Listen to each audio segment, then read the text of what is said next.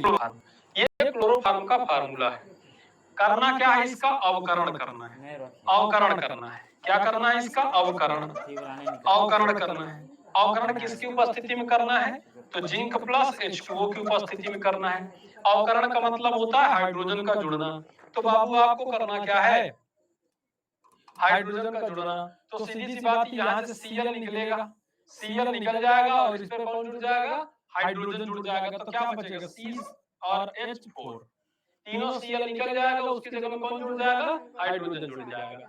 अवकरण का मतलब होता है हाइड्रोजन का जुड़ना। अब ऑलरेडी इसके पास एक हाइड्रोजन और 3 Cl हैं, तो तीनों Cl जब बाहर निकल गए, उसकी जगह में H आके जुड़ गया, तो क्या बन गया? अब इसमें से ऑप्शन देख लो कौन सा होगा? एसिटिलीन, एथिलीन, एथेन, मेथेन, कौन सा होगा? जल्दी बताओ कौन सा होगा बाबू?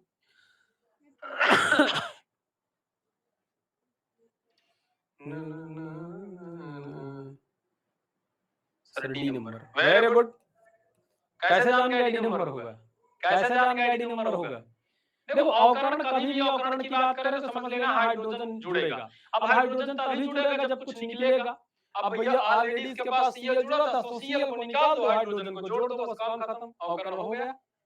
अगले क्वेश्चन पे आए, चलो अगला क्वेश्चन। एल्किल हाइलाइड का उपयोग निम्नलिखित में से किसके निर्माण में होता है? एल्केन, एल्कीन, एल्कोहल या इनमें से सभी के? जल्दी बताओ, क्या ये क्वेश्चन कर चुके हो? का मैंने कहा था ना कि अच्छी बात ये है कि सारे क्वेश्चन आप हल कर लोगे, क्योंकि पहले आप कर चुके हो। D is the right answer. एकदम सही बात है साथियों, डी नंबर आपका एकदम सही है। अगले क्वेश्चन पे आ जाओ। निम्नलिखित में से कौन यौगिक बनता है जब C6H6 प्लस Cl2 का आधिक्य? मतलब हमारे पास बेंजीन है, उसकी अपक्रिया हम क्लोरीन से सूर्य के प्रकाश में कराते हैं, तो क्या बनता है? क्लोरोबेंजीन या फिर पैरा डाइक्लोरोबेंजीन या हेक्साक्लोरोबेंजीन या फिर बेंजीन हेक्साक्लोराइड। जल्दी बताओ क्या बनेगा? बनाता है जब टाइम आपका 30 सेकंड। Surya Prakash sir ji D number, B number, D number, D number, B number, D number. चलिए बहुत अच्छे साथियों, ज्यादातर डी नंबर आ रहा है। डी आपका एकदम सही है। बेंजीन हेक्साक्लोराइड बनेगा। क्यों? देखो, मान लो मेरे पास क्या है? एक बेंजीन है, एक बेंजीन है, ठीक, एक बेंजीन है। ओके, तो इस बेंजीन में हर जगह क्या लगा होता है? हाइड्रोजन लगा होता है। इस जगह में क्या लगा है? हाइड्रोजन लगा हुआ है। ओके, अब एक बात बताओ, इसकी मैं अपक्रिया अगर Cl से करा दूं, किससे करा दूं? Cl2 मतलब क्लोरीन से, किसकी उपस्थिति में? HNO, सनलाइट की उपस्थिति में। तो जाहिर सी बात है सर, यहाँ पे दो Cl है, एक Cl H को लेकर के निकल जाएगा, है ना? यहाँ पे Cl2 का मतलब क्या हुआ कि दो Cl हुआ सर। एक Cl जो है H को लेकर के निकल जाएगा, तो बना लेगा HCl, और ये जो एक Cl है इस H की जगह में जाके जुड़ जाएगा। अब चाहिए वाला H निकाल दो, चाहिए वाला चाहे कोई भी H निकाल दो, तो इधर क्या बन जाएगी सर? इधर बन जाएगी क्लोरोबेंजीन। इधर क्या बन जाएगी? क्लोरोबेंजीन, और साथ में बन जाएगा HCl। ऐसा होता है कि नहीं होता? तो इसका मतलब क्या बनेगा? क्लोरोबेंजीन बनेगा। तो ये वाला सही होना चाहिए। अब डी का है दे रहे हो, है ना? तो कौन सा सही होना चाहिए? ए सही होना चाहिए। तो डी का है दे रहे हो फिर? सर जी डी होगा। ओह, डी होगा। अच्छा, अब आते हैं तुमको नई तरकीब बताते हैं कि हमने डी में क्यों टिक लगाया। अब ये समझो, क्या यहाँ पर क्लोरीन की जगह पे और कुछ दिया है क्लोरीन के अलावा? हाँ, क्या दिया है? आधिक्य। आधिक्य का मतलब क्या? क्लोरीन बहुत ज्यादा है। आधिक्य का मतलब क्या हुआ? अगर खाली Cl2 देता तो कोई दिक्कत नहीं थी, आधिक्य कह दिया। आधिक्य मतलब बहुत ज्यादा। अब जब क्लोरीन बहुत ज्यादा है तो भैया समझ लो यहाँ पे क्लोरीन बहुत ज्यादा है। तो बहुत ज्यादा अगर क्लोरीन है तो इसका मतलब हम कितने भी ले सकते हैं? मान लो यहाँ पे 12 क्लोरीन है। अब ये आधिक्य का मतलब क्या? बहुत ज्यादा क्लोरीन, मतलब 12 क्लोरीन का मतलब ऐसे भी लिख सकते हो 6Cl2, 6Cl2। तो ऐसा मान लो कि 6 क्लोरीन के अणु ये 6 हाइड्रोजन को लेके निकल जाएंगे। कौन? तो क्या बन जाएगा? 6HCl बन जाएगा, है ना? यहाँ पे 12 है, 6 दूनी 12 क्लोरीन है। 6 क्लोरीनों ने इन 6 हाइड्रोजन को लेके निकल गई, तो 6 क्लोरीन 6 हाइड्रोजन को लेके निकली, 6HCl बचा, बना। और अभी 6 क्लोरीन बची है कि नहीं बची? जल्दी बताओ। देखो, टोटल 6 दूनी 12 क्लोरीन है। 12 क्लोरीनों में से 6 क्लोरीनों ने क्या किया, एक एक हाइड्रोजन को लिया और निकल गई, तो क्या बन गया 6HCl। अभी हमारे पास कितनी क्लोरीन बची सर, 6 क्लोरीन बची। अब वो 6 क्लोरीन चूंकि हाइड्रोजन निकल चुका है तो इनकी जगह खाली है, इन सभी जगहों पर आकर के वो 6 क्लोरीन जुड़ सकती है क्या? हाँ सर, बिल्कुल जुड़ सकती है। अगर इन सभी जगहों पर आकर जुड़ गई तो अब ये क्या बन गया, बेंजीन तो है ही, हाँ सर बेंजीन तो है, लेकिन hexachloride meth eth pro but pent hex, मतलब 6 ठो क्लोरीन जुड़ गया, तो बेंजीन हेक्साक्लोराइड बन गया। क्या आप क्लियर हो गया क्या? मतलब कुल पूरा खेल कौन बदल दिया, ये आधिक्य। ये आधिक्य ने पूरा खेल बदल दिया साथियों। अगर ये आधिक्य ना होता तो क्या सर ए नंबर सही होता? हाँ बेटा, फिर ए नंबर सही होता। लेकिन यहाँ पे ए आधिक्य ने क्या किया, पूरा सिस्टम ही बदल दिया। क्या बताओ, क्लियर है? जल्दी बताओ, क्लियर हो गया?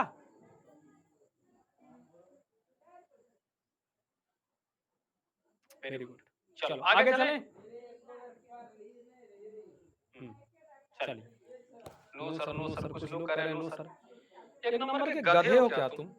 सीधा सीधा देखो, आपके पास क्या है, बेंजीन है, ठीक है, इसमें 6 जगह हाइड्रोजन लगा है, 6 जगह हाइड्रोजन लगा है। ध्यान से देखना, ध्यान से देखना, इस बार दोबारा नहीं बताऊंगा, दोबारा रिपीट कराने वाली आदत छोड़ दो, इससे तुम्हारा ही नुकसान होता है, कोर्स पीछे होता है।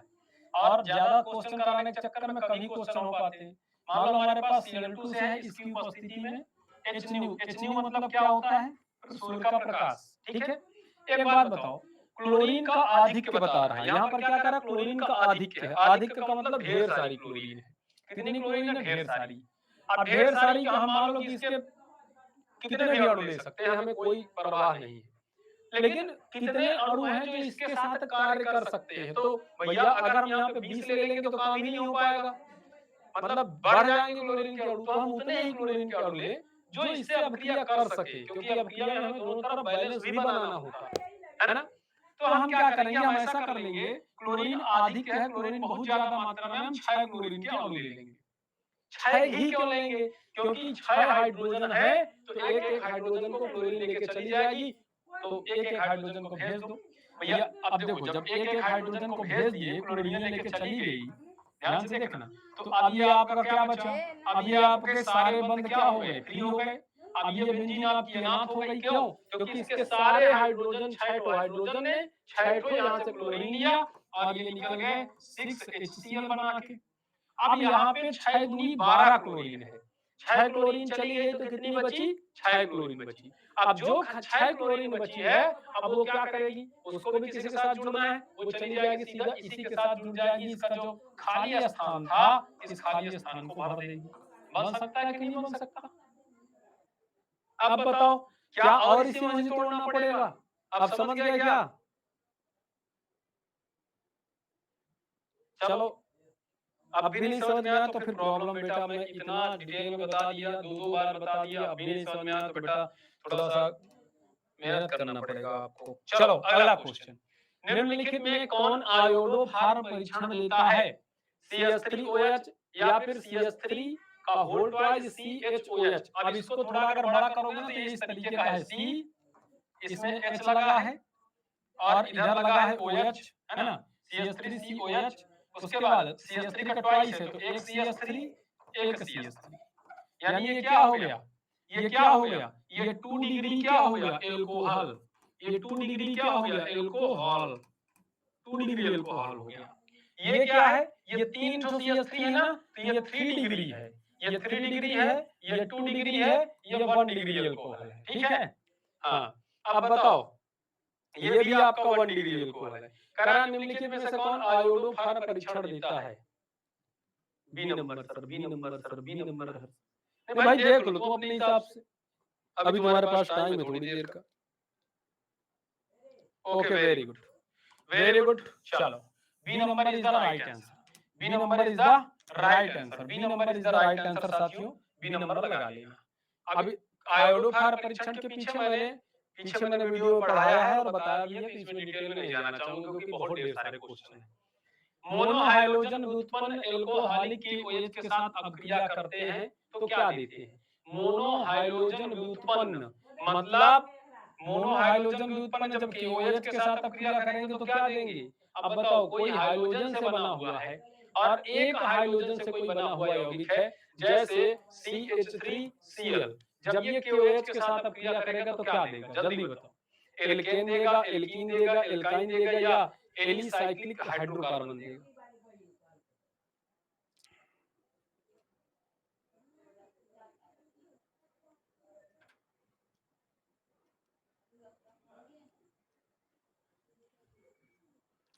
सही नंबर, बी नंबर। ओहो, देखो बेटा, हमेशा याद रखना ये क्या देगा? KOH के साथ जब भी अब क्रिया करेगा ये एल्कीन देगा।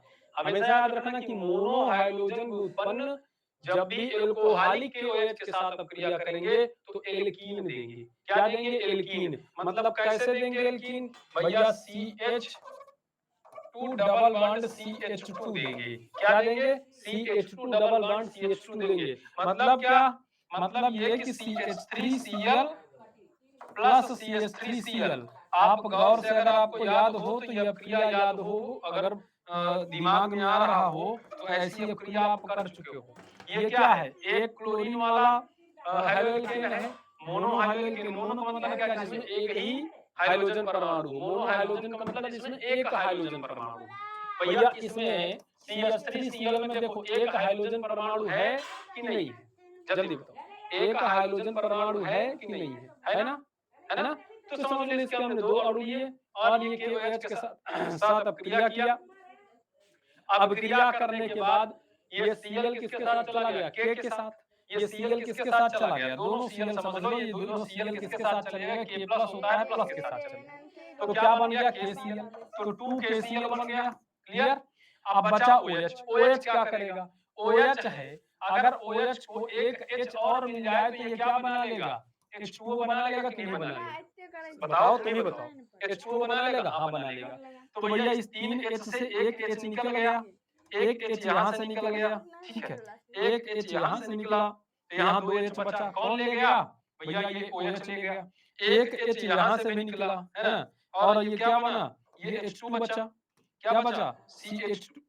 1 सेकंड भाई, ये क्या बचा? H2 बचा। मतलब इन दोनों से एक एक H भी निकल गया तो क्या बन गया? 2H2O बन गया। क्या बन गया? 2H2O। अब आप सोचोगे सर 2H का है गया। अरे भैया यहाँ 2KOH लगा लो, बात खत्म। 2KOH लगा लो, कोई दिक्कत नहीं है। अब बचा क्या? अब ये CH2 बचा और ये CH2 बचा। Cl भी जा चुके हैं, इन दोनों से एक एक H भी जा चुके हैं। तो ये CH2 और CH2 कैसे जुड़ेंगे? CH2 double bond CH2। और ये क्या है? एल्कीन। ये क्या है? एल्कीन। आ गया कि नहीं आ गया? ये थोड़ा सा दिमाग लगाने की बात थी, थोड़ा सा समझने की बात थी और कुछ नहीं। आगे चले।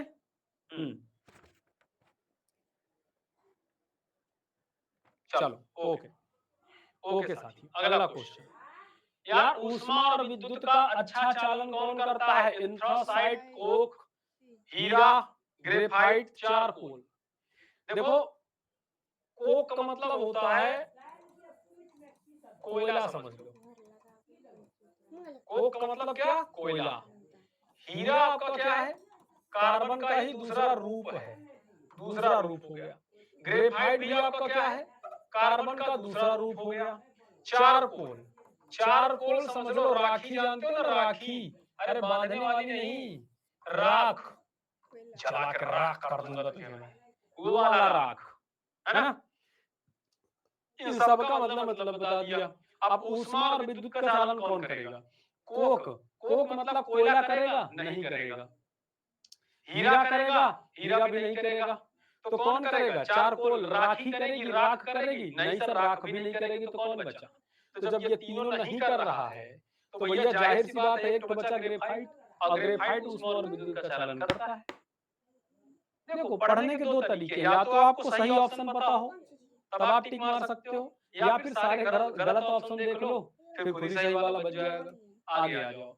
निम्नलिखित अपर रूपों में कार्बन सर्वाधिक प्रतिशत अधिकतम है, किसमें सबसे ज्यादा कार्बन पाया जाता है?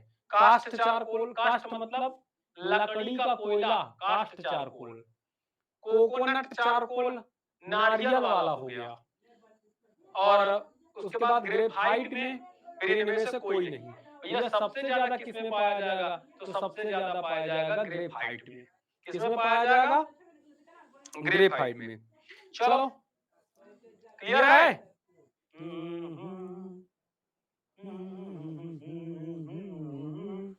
ठीक है, आगे चले। चलिए चलिए श्रीमान आगे आइए। हीरे में कार्बन का संकरण क्या होता है? हीरा कैसा होता है? चतुष्फलकी, टेट्राहेड्रल। हीरा जो है वो कैसा है? चतुष्फलकी। चतुष्फलकी होता है। कक्षा 10 में पढ़े हो। कह दो सर जी आपने तो नहीं पढ़ाया, आपने तो सर नहीं बताया। तो गधे एक बार YT पे चले जाना और देख लेना। मैंने चिल्ला चिल्ला के कहा है कि एक बार YouTube पे चले जाना। मैंने कार्बनिक रसायन की बेसिक क्लासेस दी हुई है। वहां मैंने कार्बन के बारे में अलग एक तो क्लास ही बनाया हुआ है। अगर उसको जाके देखोगे तो आपको सारी चीजें समझ में आ जाएंगी। ग्रेफाइट क्या होता है, हीरा क्या होता है, कौन चालन करता है, कौन नहीं करता। और मैं पढ़ाने से पहले चिल्ला के बोला था कि चले जाना वहां पे पढ़े। मुझे पता था कि इस वाले चैप्टर में पूछ लेगा, लेकिन समस्या यह है कि टॉपिक को कोई भी नहीं रखा है इस चैप्टर में इसके बारे में। हाँ, क्वेश्चन पूछ लेता है।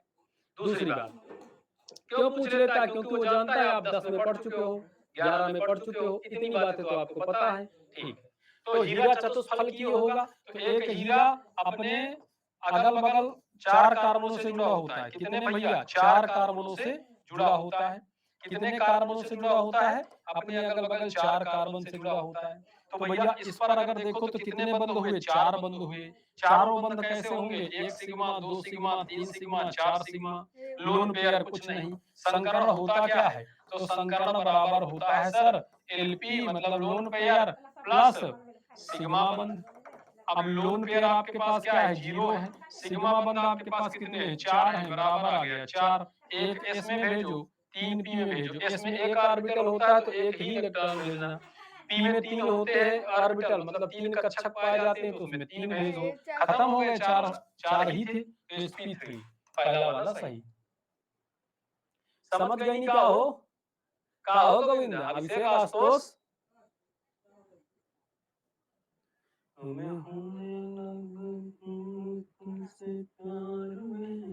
आगे आ जाओ। अगला क्वेश्चन चलिए देखिए, कह रहा है कार्बनिक यौगिक में तत्व उपस्थित होना चाहिए। कौन सा तत्व कार्बनिक यौगिक में होना चाहिए? जल्दी बताइए।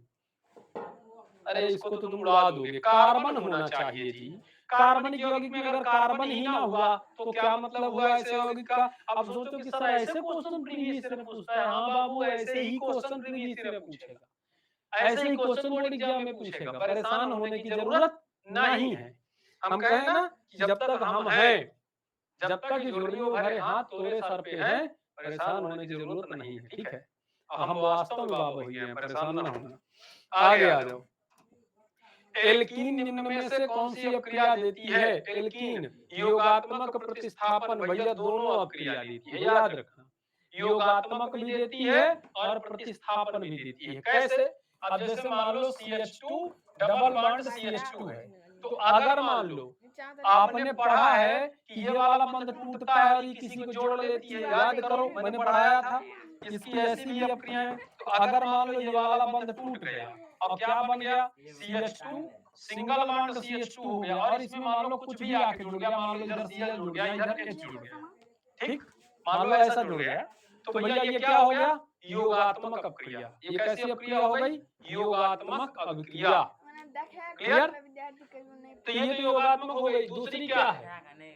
प्रतिस्थापन। ऐसा भी हो सकता है कि अगर कहीं ऐसा हो जाए, जैसे मान लो कोई दूसरा आ गया। अब मान लो इसकी अभिक्रिया हमने किससे करवा दी? इसकी अभिक्रिया मान लो हमने OH माइनस से करवा दी। अब इस Cl को हटा के यहाँ पे OH आके जुड़ गया, ये क्या हो गई? प्रतिस्थापन अभिक्रिया। ऐसी दोनों प्रकार की अभिक्रियाएं कौन देता है बाबू? हमारा एल्कीन देता है। क्लियर? चलो अगला क्वेश्चन आ जाओ। भैया कार्बन कार्बन एकल बंध की लंबाई, हमने इसको भी करवा दिया था, ये बहुत पूछा जाता है। हमने सारे क्वेश्चन लाइव पोल पे करवाए हैं प्रीवियस ईयर के, फिर भी तुमको पूछ रहे हैं। ये तो पता है 1.54 एंगस्ट्रॉन। आगे आ जाओ। कार्बन की संयोजकता कितनी होती है भैया जल्दी बताओ। 4 होती है क्या? ये तो बताने की जरूरत है नहीं। सर ये भी पूछा था। हाँ बाबू ये भी पूछा था। क्या करोगे? इसी तरह क्वेश्चन में पूछता है। कार्बनिक ठोस की शुद्धता का लक्षण क्या है? भैया कार्बनिक ठोस के शुद्धता का लक्षण क्या है? ये क्वेश्चन में थोड़ा ध्यान से देख के बताओ। हमने क्या बताया था? किसके बारे में हमने ज्यादा पढ़ाया था भौतिक गुण में?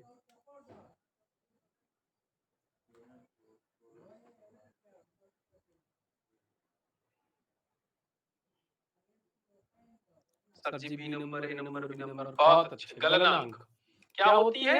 गलनांक। ठीक है, गलनांक सही है, एकदम सही जवाब है। गलनांक जो है इसके शुद्धता का लक्षण होता है। अगर शुद्धता पता करनी है तो उसको गलाना पड़ेगा।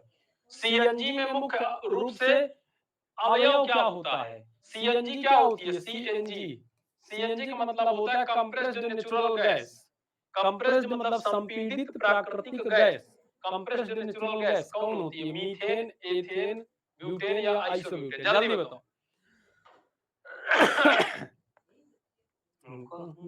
ए नंबर ज्यादा आ रहा है। चलो भाई ए नंबर ज्यादा दे रहे हो तो ये नंबर सही है।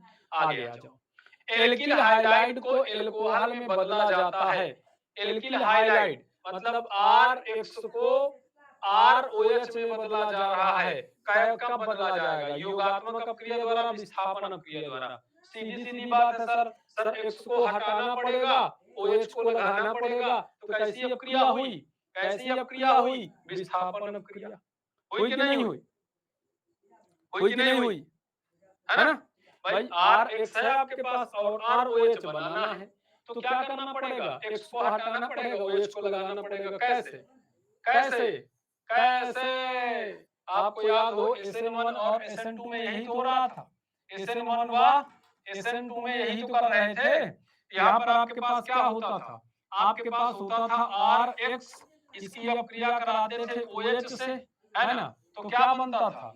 X हट जाता था और ROH बन जाता था और प्लस X माइनस बन के बाहर निकल जाता था। कैसी अपक्रिया हुई? विस्थापन ही तो हुआ।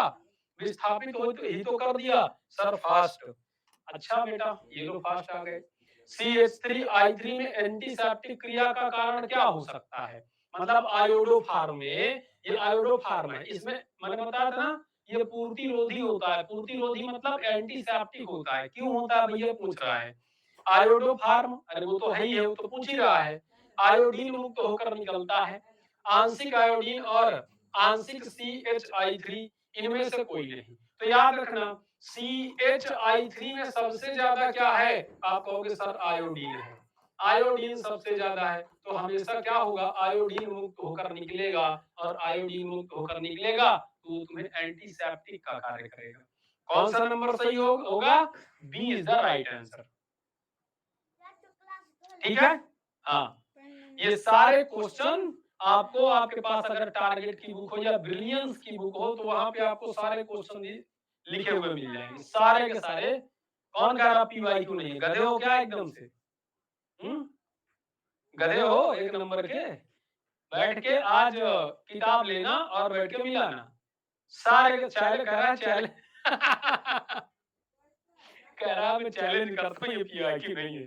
बेटा मैं चैलेंज करता हूँ अगर PYQ नहीं निकले तो पढ़ाना छोड़ दूंगा। चलो कह रहा तो मैं चैलेंज करता हूँ PYQ नहीं है। अगर PYQ नहीं निकले तो मैं पढ़ाना छोड़ दूंगा। बोलो। और अगर PYQ निकल गया तो तुम कल से मत पढ़ने आना। चैलेंज एक्सेप्ट कर लो। उठाओ ब्रिलियंस की बुक और उठाओ टारगेट की बुक, देखो जाके ये सारे क्वेश्चन पूछे जा चुके हैं। मैंने इसमें इसलिए नहीं लिखा, मेरे पास टाइम नहीं था कि बार बार मैं इसको डालता रहूं बैठ करके। मैं ही टाइप कर रहा था, है ना?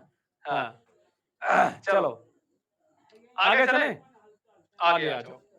2-3 क्वेश्चन नीचे के बस PYQ नहीं है। क्यों? क्योंकि 2-3 क्वेश्चन मैंने अपने से रख दिए थे जो मुझे इंपॉर्टेंट लगे थे। तो नीचे सबसे नीचे अभी आपको मिल जाएंगे, बता दूंगा कौन सा PYQ नहीं है। लेकिन इससे क्या फर्क पड़ता है कि 2-3 क्वेश्चन सर आपने बिना PYQ पढ़ा दिए। एक नंबर का जो गधा होगा ऐसा सोचेगा हमें क्वेश्चन से मतलब है, जो एग्जाम में पूछे कि हमें पंचायत से मतलब है ना? हाँ चलो आगे कर लो क्वेश्चन। सामान्य सूत्र CnH2n+2 वाले यौगिक है, जल्दी बताओ।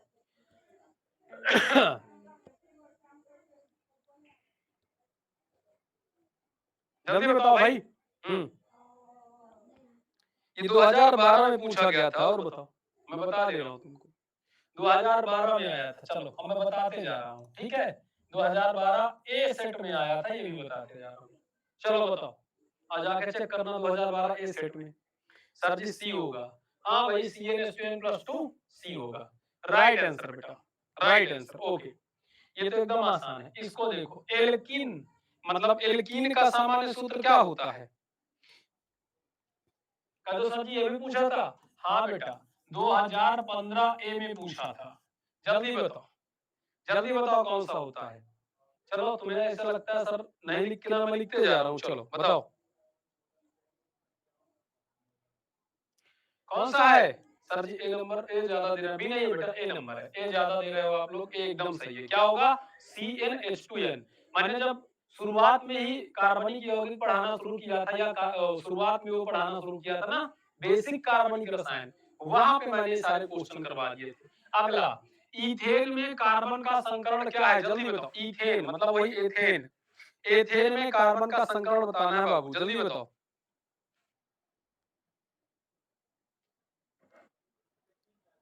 ABC। अरे यार, इतना भी नहीं पता। और ये भी 2015 सेट ए में पूछा गया था, ठीक है। क्या है? एथेन। तो भैया एथेन बना लो, मेथ और एथ। भैया ये हो गया आपके एथेन, ये हो गया आपका एथेन को कहते हैं एथेन। अब एक बात बताओ, इसमें कार्बन का संकरण पूछा है, तो कार्बन इसमें दो ठो है। अब किसी का भी निकाल लो, इसमें तो ये नहीं कहा कि पहले कार्बन का दूसरे कार्बन का, किसी एक कार्बन का निकाल लो। तो चलो हम इसी का निकाल लेते हैं। 1 सिग्मा, 2 सिग्मा, 3 सिग्मा, 4 सिग्मा। और जब भी 4 सिग्मा हो तो 1 s में और 3 p में भेजो। अभी मैंने पीछे बताया था पैटर्न, तो वही होगा। चलो इस क्वेश्चन के देखो, इथाइन में बॉन्ड की संख्या लिखा हुआ है यार, पाई बॉन्ड की संख्या। एथाइन में पाई बॉन्ड की संख्या, ये करवा चुका हूँ क्वेश्चन, लेकिन फिर भी करवा रहा हूँ। ये कब पूछा गया था सर? तो बाबू 2015 का सेट उठाकर देख लेना, 2015 के ए सेट में पूछा गया था ये वाला भी question. Sir ji B number है। अच्छा, चलो देख लेते हैं। मेथ, एथ, आइन। आइन मतलब 3 बंध, ठीक है। 1 सिग्मा 2 पाई। क्लियर है भैया? एकदम सही हो, 1 सिग्मा 2 पाई।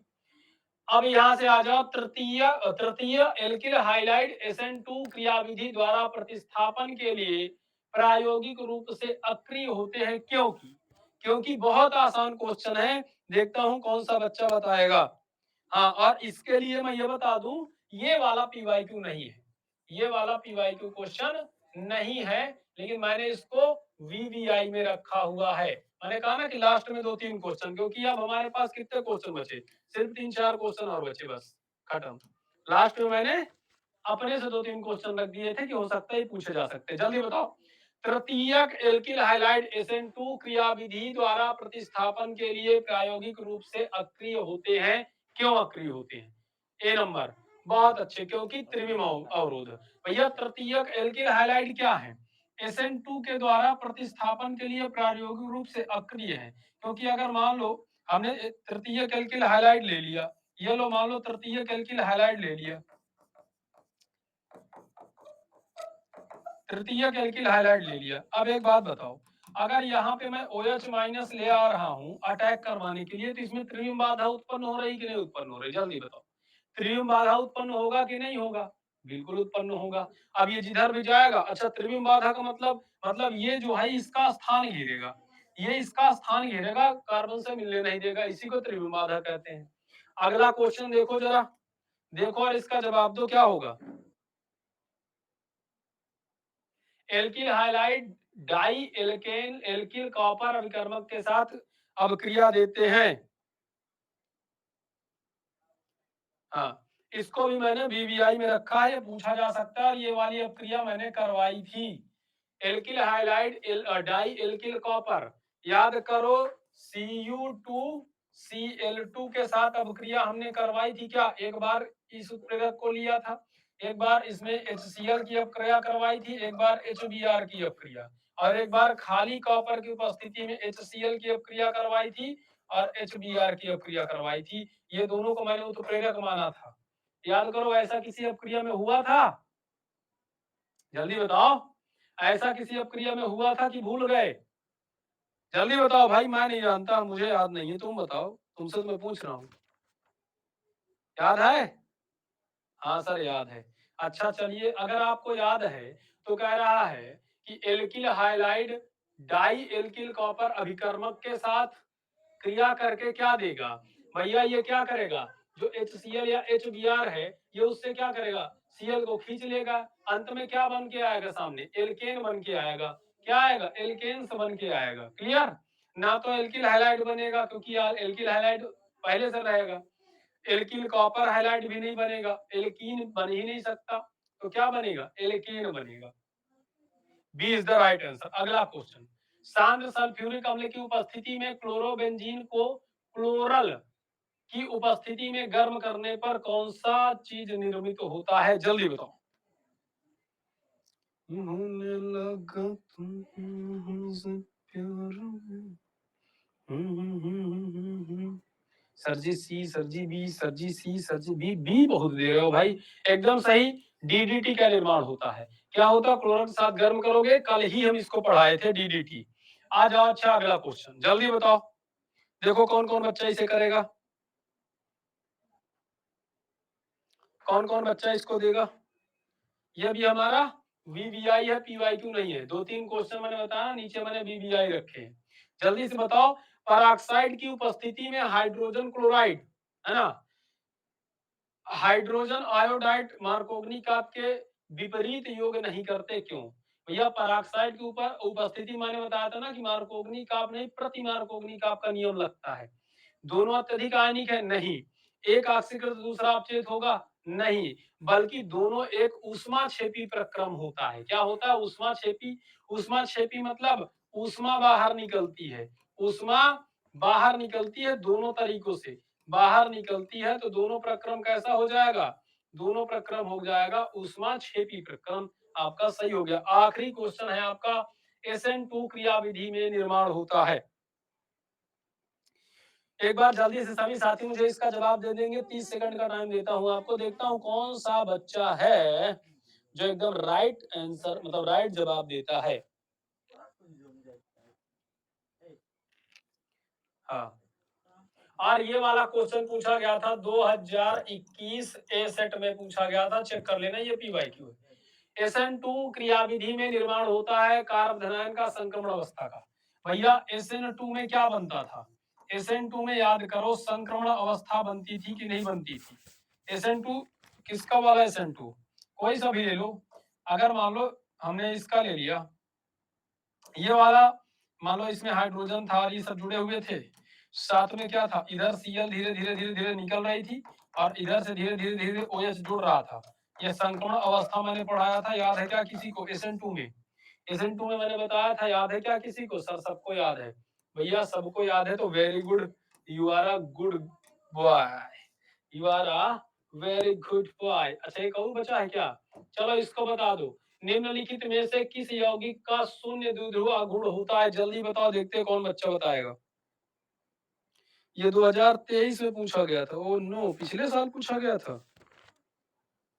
पिछले साल पूछा गया था भैया, 2023 में, 2023 ए में पूछा गया। जल्दी बताओ।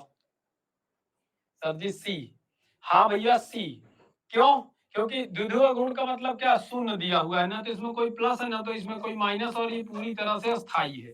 ठीक है, अगर इसमें कहीं भी H लगा होता, ध्यान दो, अगर मान लो कार्बन है, अब कार्बन आपका एक प्रकार से क्या कहा जाता है? अधातु कहा जाता है। कार्बन किसकी श्रेणी में आता है? अधातु की श्रेणी में आता है। और हाइड्रोजन किसकी श्रेणी में आता है? धातु की श्रेणी में आता है, क्योंकि ये धातुओं के साथ रखा जाता है। और अगर मान लो कार्बन के साथ हाइड्रोजन है तो इसमें थोड़ा सा प्लस और इसमें थोड़ा सा माइनस आ सकता है, क्योंकि ये अधातु है और ये धातु है, तो इसको कहेंगे द्विध्रुव अगुण का आना। और यदि मान लो यहाँ पर देखो, यहाँ पर देखो कोई हाइड्रोजन नहीं है, दोनों की दोनों अधातु है, तो यहाँ पे कोई सवाल ही नहीं बनता कि किसी पर प्लस माइनस आए। तो भैया इसमें शून्य होगा अगुण, द्विध्रुव गुण क्या होगा? शून्य होगा। गौर से देखिए, यहाँ पर भी हाइड्रोजन है, यहाँ पर भी है, यहाँ पर भी है, यहाँ पर कोई हाइड्रोजन न होने की वजह से इसका द्विध्रुव गुण शून्य है। इसमें कुछ न कुछ प्लस माइनस आ सकता है। क्लियर? कारण भी जान गए? तो ये हमारे इतने क्वेश्चन हो गए। और बचे क्या? नहीं बचे साथियों, सारे क्वेश्चन हमने सॉल्व कर लिए और बहुत अच्छी बात है कि हमने सारे क्वेश्चनों को बहुत ही अच्छे तरीके से सॉल्व किया।